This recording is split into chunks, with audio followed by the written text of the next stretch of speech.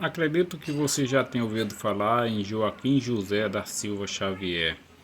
Aliás, desde o início, desde a minha infância, início dos meus estudos, as professoras me inculcavam esse nome tão grande, tão extenso, Joaquim José da Silva Xavier, o chamado Tiradentes.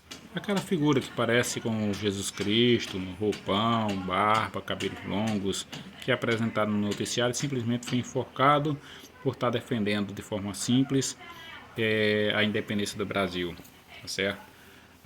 Que já é alguma apresentação de um dado, do motivo, mas parece uma coisa meio que romântica. Parece que não se apresenta a dor do que aconteceu. Na verdade, Joaquim José da Silva Xavier e sua turma com Cláudio Manuel da Costa, que provavelmente foi assassinado, embora a história diga que ele se suicidou, certo? E outros tantos, como Tomás Antônio Gonzaga, que foi exilado, certo? E teve que ficar longe acho que era Marília, a jovem de 16 anos por quem ele era apaixonado. Então a turma toda foi pega, né? Então, entre todos da turma, o Tiradentes era o que tinha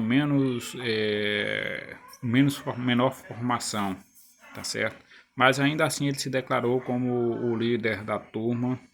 Pode ser que sim, provavelmente não. Provavelmente fosse Cláudio Manuel da Costa, que era o mais intelectual, todos eles envolvidos com a filosofia da época, filosofia iluminista, tá? Então, o que é importante dizer? Por que é importante falar sobre isso? Duas coisas que eu queria colocar. Primeiro, sobre a morte de Tiradentes, tá certo? Ele não foi simplesmente enforcado, tá certo? Ele foi esquartejado pelo Estado, tá certo? Na época dominado por Portugal, tá certo? Mas com representações brasileiras aqui já, certo? Com brasileiros envolvidos nesse processo. Ele tão somente queria a liberdade do nosso país, mas Portugal, a quem romanticamente chamamos de irmãos, certo? E o povo brasileiro, certo? Não só enforcaram o Tiradentes, que buscava o bem do país, mas esquartejaram, arrancaram os pedaços dele e saíram espalhando pela cidade. Você entende como é trágico isso, como é doloroso isso, uma pessoa que buscava o bem do país e se esquartejado, enforcado, esquartejado, tá certo? É complicado ser uma pessoa de bem no Brasil, muito complicado. A segunda coisa que eu gostaria de falar é exatamente sobre isso. As pessoas de bem, elas são esquartejadas, são criticadas, são amaldiçoadas, são perseguidas, são caluniadas, entre outras ações, pelas pessoas que se dizem do bem, mas que são possuídas pelo mal, principalmente o mal da política desonesta, aqueles veneradores de políticos corruptos.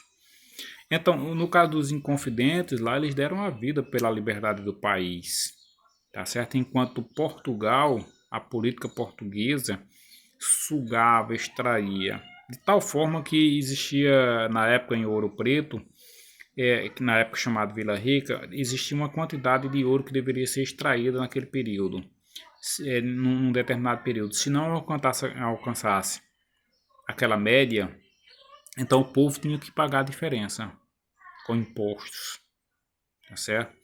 Então hoje a coisa só muda quem manda, porque na época eram os políticos portugueses, hoje são os políticos brasileiros que exploram seu próprio povo, tá certo? E esquartejam aqueles que fazem oposição, com a ajuda do próprio povo, tá certo? Então, infelizmente, essas são as lições que a gente aprende. Isso lá no século XVIII, 1700, no caso 1789, se não me foge a memória, no caso da prisão de Tiradentes. Até hoje, a gente melhorou tanto assim.